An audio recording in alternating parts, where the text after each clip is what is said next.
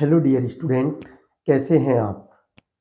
जैसा कि आप देख रहे हैं आपके बोर्ड स्क्रीन पर एसएससी जीडी कांस्टेबल में ऐतिहासिक घटनाएं व उनकी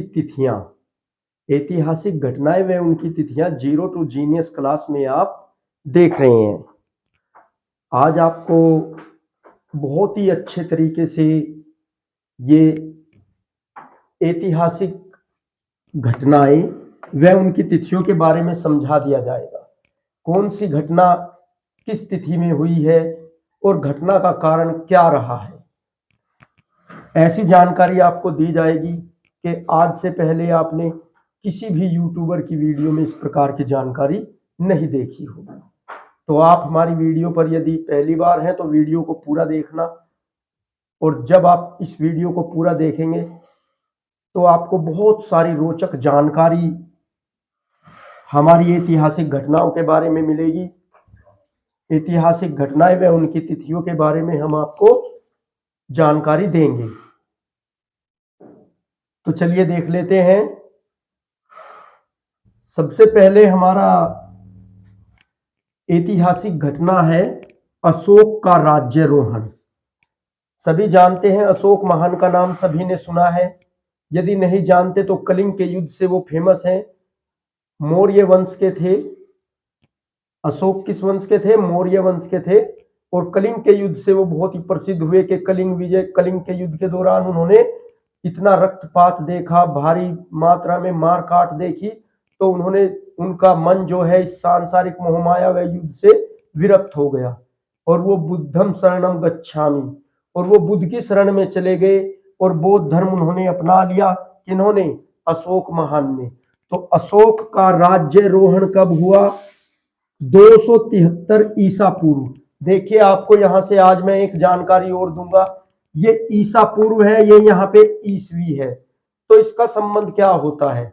ईसा पूर्व व ईसवी में क्या संबंध होता है? ईसा पूर्व का मतलब क्या होता है? जीसस ईसा, आपने ईसा मसीह, जिनके जन्मदिन पर हम क्रिसमस डे मनाते हैं, तो ईसा मसीह के जन्म से पहले की तिथि को तो हम कहते हैं ईसा पूर्व। ये ईसा जो है ना, ईसा मसीह की ही ईसवी बनी है। ईसा मसीह, ई ले लिया वहां से, और ई पू यानी कि ईसा मसीह के जन्म से पूर्व, पहले। तो अब ये देखें, हमारे यहाँ पर अब क्रिश्चियन लोग ईसा मसीह को भगवान मानते हैं, उनकी बहुत अच्छे से आराधना करते हैं अपने तरीके से। लेकिन आप एक बात सपोज कीजिए कि हमारे यहाँ पर अशोक महान जैसे राजा, उनके जन्म से भी 273 वर्ष पहले राज्य कर चुके हैं, और उनके पिताजी बिंदुसार दादाजी, ये तो बहुत पहले से। और क्रिश्चियन लोग कहते हैं कि भारत में कुछ नहीं है, भारतीयों को ज्ञान नहीं है। तो यहाँ पे देखो, अरे उनके भगवान, उनके ईसा मसीह से भी पहले हमारे महान अशोक महान राजा राज्य कर चुके हैं। तो आपने ईसा पूर्व व ईसवी के बारे में जान लिया। ये इनके जन्म के बाद का समय होता है ईसवी, और ईसा पूर्व इनके जन्म से पहले का। किनके? ईसा मसीह के। तो अशोक का राज्यारोहण 273 ईसा पूर्व हुआ है, उन्होंने तब राज्य किया है। प्रथम विश्व युद्ध। प्रथम विश्व युद्ध होता क्या है? जिसमें बहुत सारे देश आपस में सम्मिलित होते हैं। 4 देश का ग्रुप एक बन गया, 8 देश का ग्रुप एक बन गया, वो उस पर हमला कर रहा है, वो उस पर हमला कर रहा है, उसके समर्थन में दूसरा देश आ रहा है। तो इस प्रकार से होता है हमारा विश्व युद्ध। जब 2 से अधिक देश आपस में युद्ध या आपस में लड़ने लगते हैं तो उस स्थिति को कहते हैं विश्व युद्ध। तो प्रथम विश्व युद्ध कब हुआ? सन 1914 ईस्वी में। अब इस प्रथम विश्व युद्ध का कारण हम आपको बताते चले कि प्रथम विश्व युद्ध का कारण क्या बना। एक ऑस्ट्रिया देश है, ऑस्ट्रेलिया नहीं है, ऑस्ट्रिया के राजकुमार जॉर्ज फर्नांडिस व उनकी पत्नी की हत्या कर दी गई। तो वहां पर आक्रोश उत्पन्न हुआ। तो तब से प्रथम विश्व युद्ध का बीज बो दिया गया। वहां से ही प्रथम विश्व युद्ध की संभावना उत्पन्न हो गई, शुरुआत हो गई। कहां से? ऑस्ट्रेलिया के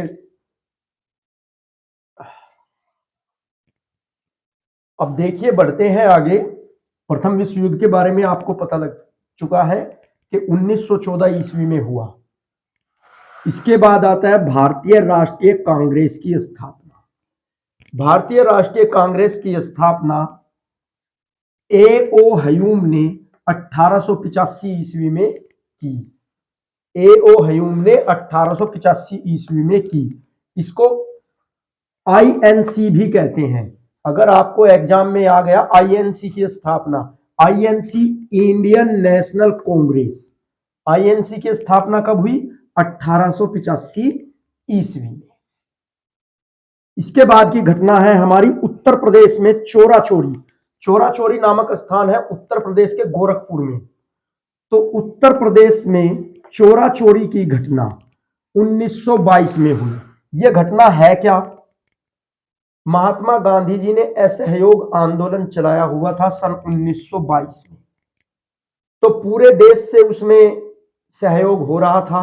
असहयोग मतलब कि महात्मा गांधी का आह्वान था कि भाई पूरे देश को इस आंदोलन में सहयोग करना है, विदेशी वस्तुओं का बहिष्कार करना है और स्वदेशी वस्तुओं को अपनाना है।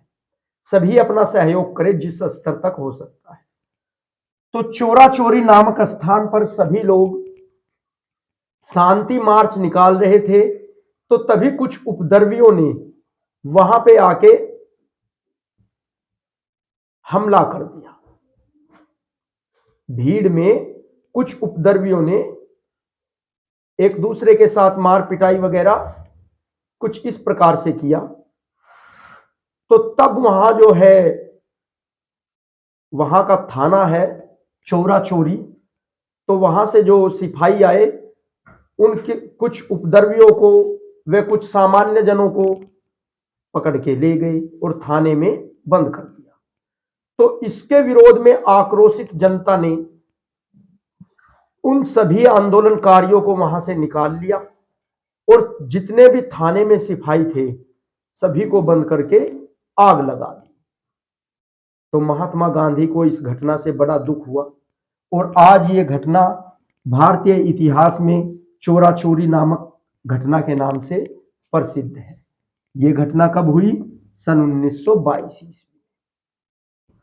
चलिए देख लेते हैं नेक्स्ट, ईस्ट इंडिया कंपनी की स्थापना। ईस्ट इंडिया कंपनी अंग्रेजों ने स्थापित की। कब? 1600 ईस्वी में। ईस्ट इंडिया कंपनी की स्थापना कब हुई? 1600 ईस्वी में। बढ़ते हैं आगे, हल्दी घाटी का युद्ध। हल्दी घाटी का युद्ध 1576 ईस्वी में हुआ और यह युद्ध भारतीय इतिहास में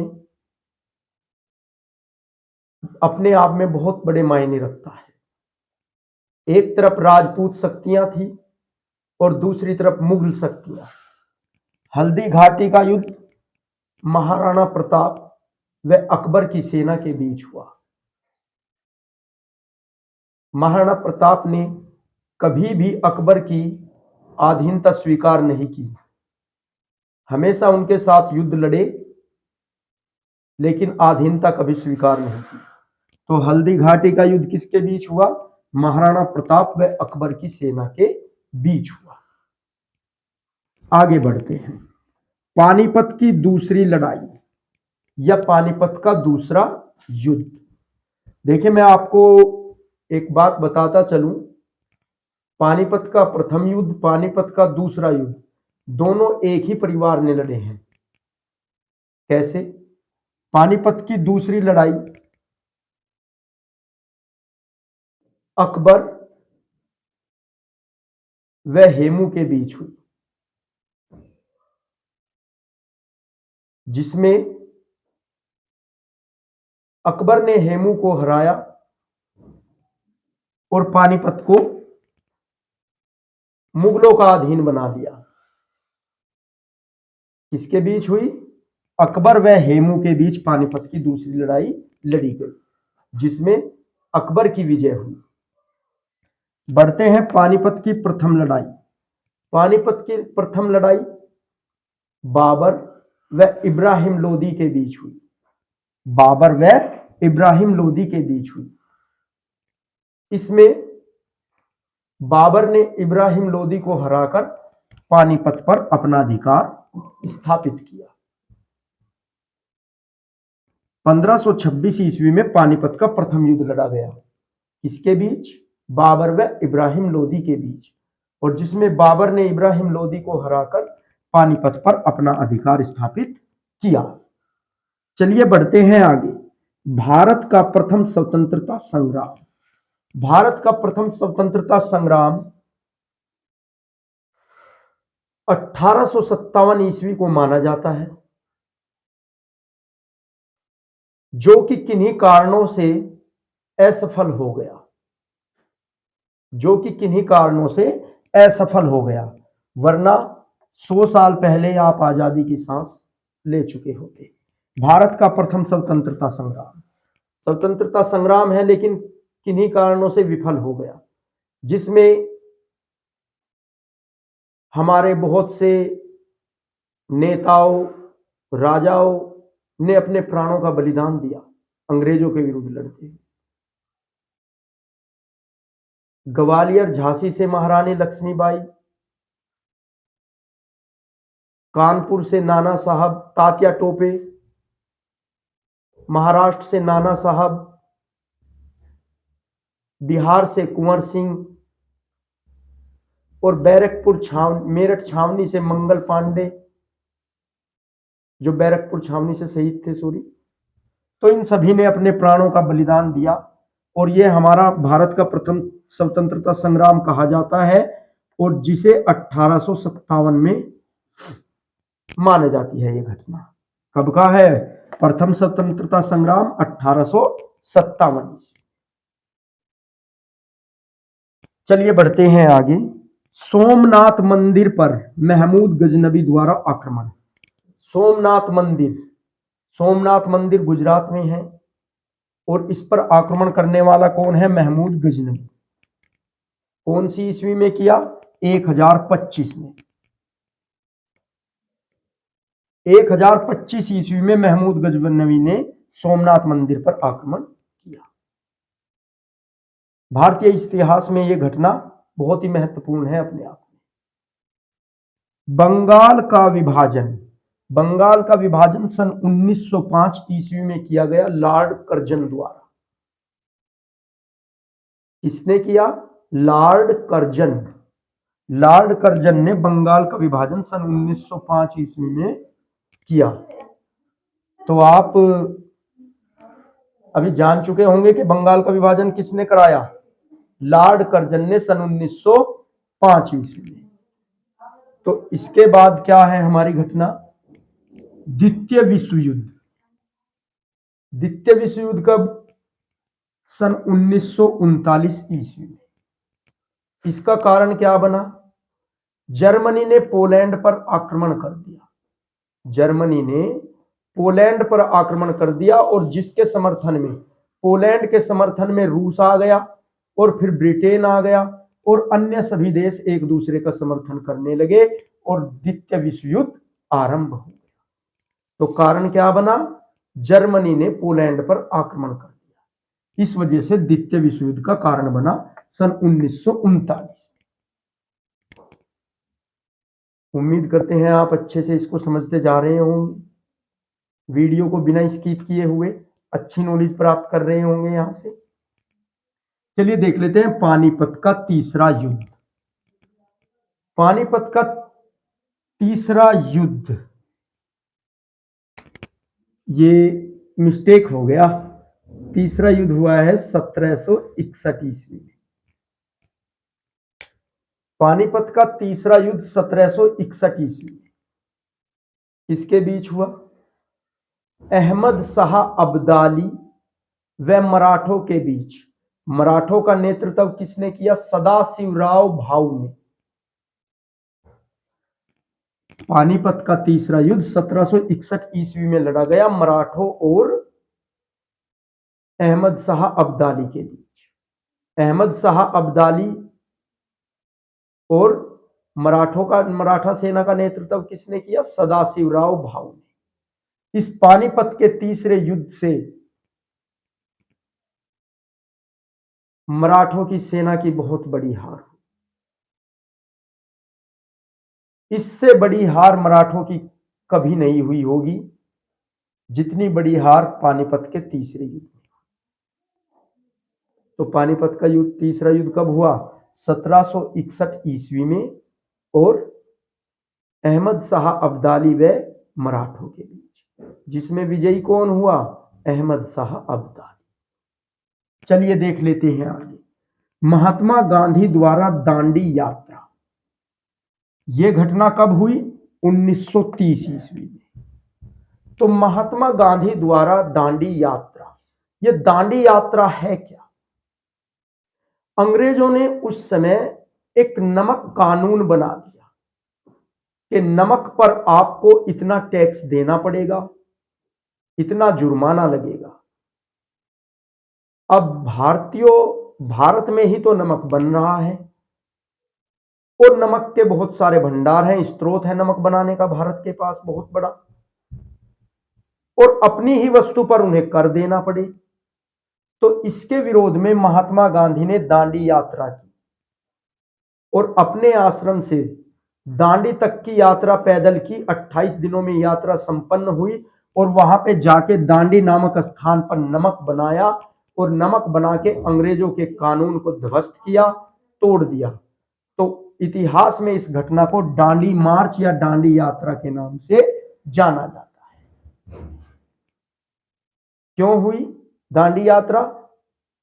नमक कानून का उल्लंघन, नमक कानून को तोड़ने के लिए, अंग्रेजों द्वारा बनाया गया नमक कानून को तोड़ने के लिए महात्मा गांधी ने दांडी यात्रा की सन 1930 ईस्वी। चलिए देख लेते हैं आगे। भारत छोड़ो आंदोलन, अंग्रेजों भारत छोड़ो आंदोलन महात्मा गांधी ने शुरू किया, इसकी मुहिम डाली सन 1942 ईस्वी में। सन 1942 ईस्वी में महात्मा गांधी जी ने भारत छोड़ो आंदोलन की शुरुआत की।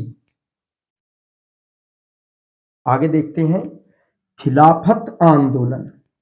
खिलाफत आंदोलन 1919 ईस्वी में घटना घटी है, और यह खिलाफत आंदोलन था क्या?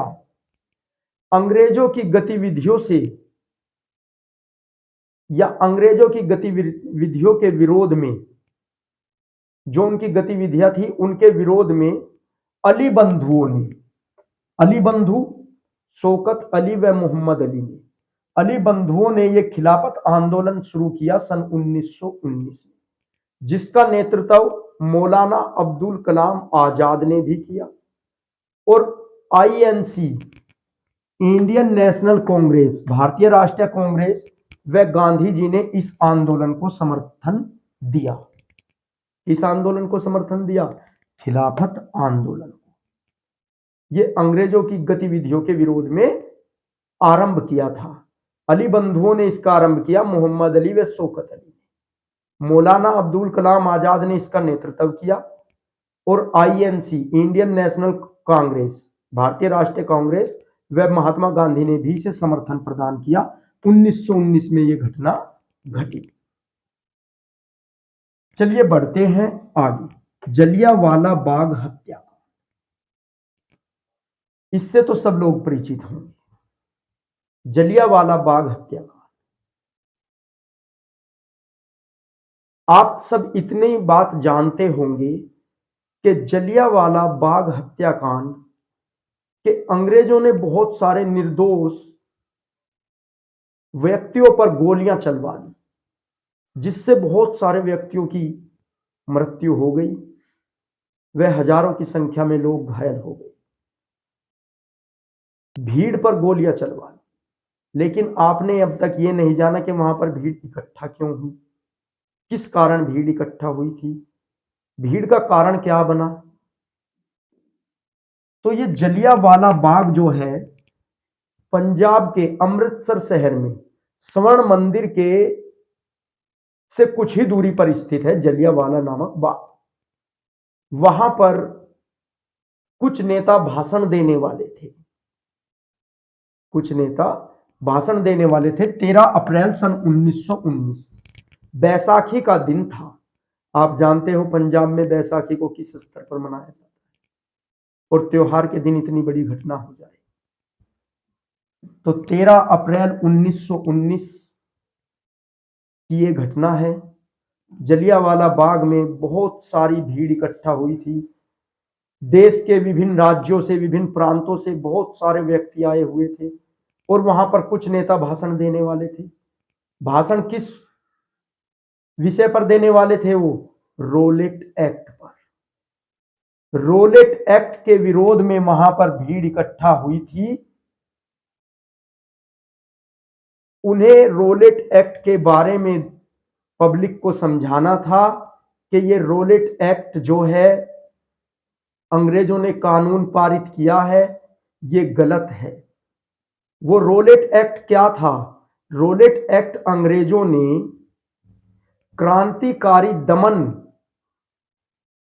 क्रांतिकारियों का दमन करने हेतु एक कानून बनाया था। आंदोलनकारियों का दमन करने हेतु ये आंदोलन बनाया था, ये सॉरी ये एक्ट बनाया था, कानून बनाया। तो इसके विरोध में नेता पब्लिक को यह समझाना चाहते थे कि भाई आप इसका विरोध कीजिए, पूरा देश इसका विरोध कीजिए, ताकि अंग्रेज यह कानून पारित न कर सके। वरना इससे क्या होगा? ना तो सभा हो सकती कभी, 20-50 व्यक्ति इकट्ठा ही नहीं होंगे। अंग्रेजों ने ये रोलेट एक्ट कानून बनाया, तो इसके विरोध में वहां पर ये हमारे नेता जनता को भाषण देने वाले थे। पूरे देश में, पूरे पंजाब प्रांत में, अमृतसर शहर में कर्फ्यू लगा हुआ था और वहां पर जनरल डायर ने असहाय व निर्दोष व्यक्तियों पर अंधाधुंध गोलियां चलवाई। तो हमारे भारतीय इतिहास में ये एक बहुत ही कलंकित घटना है, जो कि 13 अप्रैल 1919 को पंजाब प्रांत के अमृतसर शहर के जलियांवाला नामक बाग में घटी। आपको परिचित हमने करा दिया कि क्यों वहां पर भीड़ इकट्ठा हुई। रोलेट एक्ट के विरोध में। रोलेट एक्ट का विरोध कर रही थी पब्लिक, नेता उन्हें समझा रहे थे, तो अंग्रेजों को वो बात बुरी लगी, इसलिए उन्होंने उन पर गोलियां चलवाई। इसके बाद की घटना है काकोरी कांड। आप काकोरी कांड से भी बहुत ज्यादा परिचित होंगे कि चंद्रशेखर आजाद व कुछ अन्य क्रांतिकारियों ने मिलकर काकोरी नामक स्टेशन पर ट्रेन में से हथियारों को लूट लिया और कुछ और धन को लूट लिया। तो आप जानते हो ये लखनऊ के निकट पड़ने वाला स्थान है काकोरी, जहां पर रेल आ रही थी, अंग्रेजों का कुछ सामान आ रहा था, हथियार आ रहे थे। तो चंद्रशेखर आजाद व उनके साथी क्रांतिकारियों ने मिलकर इस ट्रेन को लूटा और अपने साथी क्रांतिकारियों को हथियार पहुंचाए व धन से उनकी मदद की। तो यह घटना हमारे भारतीय इतिहास में काकोरी कांड के नाम से जानी जाती है, क्योंकि काकोरी नामक स्टेशन पर घटना घटी, तो काकोरी कांड नाम इसे दे दिया। और यह घटना सन 1925 ईस्वी में घटित हुई। चलिए बढ़ते हैं आगे। पलासी का युद्ध। पलासी का ये जो युद्ध है, बंगाल के नवाब सिराजुद्दौला व अंग्रेज गवर्नर लॉर्ड क्लाइव के बीच हुआ। बंगाल के नवाब सिराजुद्दौला व अंग्रेज गवर्नर लॉर्ड क्लाइव, जो अंग्रेजों ने कंपनी की सेना, कंपनी 1600 ईस्वी में स्थापित हुई और उसके लिए, उसके रखरखाव के, उसकी सिक्योरिटी के लिए धीरे धीरे कंपनी ने अपनी सेना बढ़ा ली और कंपनी की सेना व नवाब सिराजुद्दौला के बीच ये युद्ध लड़ा गया, जिसमें मीर जाफर ने नवाब सिराजुद्दौला के साथ गद्दारी की और बंगाल के नवाब सिराजुद्दौला इस युद्ध में हार गए। अपने किले को उन्हें छोड़ के जाना पड़ा और इस युद्ध के बाद अंग्रेजों के पांव जम गए भारत में। भारत में बहुत अच्छे से उनके पांव जम गए और आपसी फूट ये तो हमेशा कारण रहा है। यदि यहां पर अगर अंग्रेजों का साथ मीर जाफर न देता तो अंग्रेज भारत में नहीं टिक सकते थे, नवाब सिराजुद्दौला ही उन्हें भगा देते। लेकिन नवाब सिराजुद्दौला के साथ गद्दारी की गई, उनके सेनापति ने ही उनके साथ गद्दारी कर दी, तो वो क्या करते? जब सेनापति गद्दार निकल गया तो युद्ध को कैसे जीता जाए, क्योंकि पूरी सेना सेनापति के संरक्षण में होती है। सेनापति जिधर कह देगा सेनाएं तो उधर लड़ेंगी, सेनापति ने मना कर दिया तो नहीं लड़ा। तो नवाब सिराजुद्दौला की प्लासी के युद्ध में हार हुई और यह घटना 1757 ईस्वी में घटित हुई। लॉर्ड क्लाइव ने, जो कि अंग्रेज गवर्नर था, उसने नवाब सिराजुद्दौला को 1757 ईस्वी में हराया। बढ़ते हैं अपनी अंतिम घटना जो है हमारे यहाँ पर, हमारे इस बोर्ड पर, चतुर्थ अंगल मैसूर युद्ध। चतुर्थ अंगल मैसूर युद्ध, चौथा अंग्रेजों का मैसूर युद्ध। ये किसके साथ घटना घटी? लॉर्ड वेलेजली व टीपू सुल्तान के बीच ये युद्ध लड़ा गया और इस युद्ध में नवाब टीपू सुल्तान की हार। और ये घटना सन 1799 ईस्वी में हुई और इस घटना का नाम चतुर्थ एंगल मैसूर युद्ध हुआ। तो जहां तक हम समझ रहे हैं, आपने इन सभी के बारे में बहुत अच्छे से जान लिया होगा और आपको इसी प्रकार की रोचक जानकारी व आपको नॉलेज बढ़ाने के लिए, जो कि एसएससी जीडी कांस्टेबल में भी आएगी और आपके अन्य सभी एग्जाम की दृष्टि से बहुत महत्वपूर्ण है, तो आपको इसी प्रकार से हम बहुत अच्छे तरीके से समझाकर सभी तिथियां व किसके पीछे क्या कारण है ये सब आपको बताएंगे बहुत अच्छे से। आप इसका नोट्स बनाते चलिए और आपको एग्जाम में निश्चित रूप से सफलता मिलेगी यदि आप इस प्रकार से पढ़ोगे तो।